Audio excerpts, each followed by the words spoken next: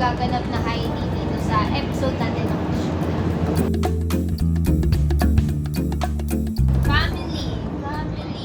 Ang wish ko lang lagi is good health para sa amin lahat. Sa family ko. Yun lang. Okay na ako sa good health.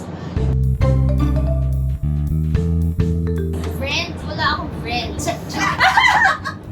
So, paano ba yan? Sa aking mga, ilan ba yung mga kaibigan? Nabibilang kasi, sana hindi sila magbago at kapag chinat, mag-reply agad. Yon ang wish natin.